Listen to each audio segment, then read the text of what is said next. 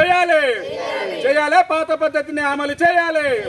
ఇవాళ మనిషి రోజుకు 600 రూపాయల కూలీని, రోజుకు 600 రూపాయల కూలీని, రోజు సంవత్సరానికి 200 రోజుల పనిని కల్పించాలి. ప్రతి పనికి 200 రోజుల పనిని ఇవాళ పెండింగ్ లో ఉన్న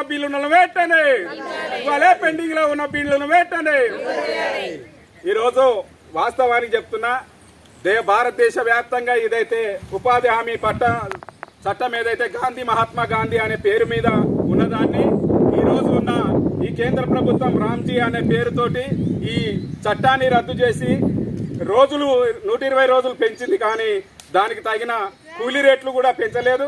దాంతోపాటు డబ్బులు కూడా తక్కువైనాయి.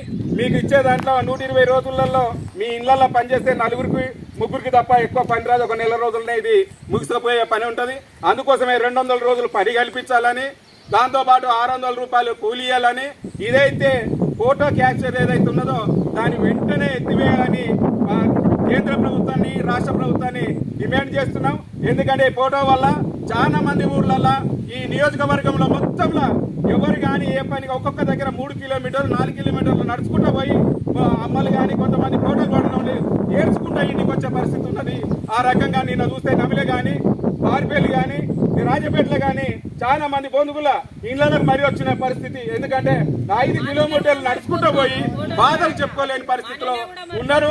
దాన్ని వెంటనే ఎత్తేసి యథావిధిగా పాత పద్ధతుల్లో వీళ్ళకి కల్పించాలని, పనిముట్లు ఇవ్వాలని, అప్పుడు గడ్డపారకు మనకు ఏదైతే పనులు ఇచ్చినా అవన్నీ ఎత్తేసింది. ఇప్పుడు వచ్చిన కొత్త చట్టం దాని వెంటనే ఎత్తివేయాలని సందర్భంగా దినాం చేస్తున్నాం. గుర్తిలాలే వ్యవసాయ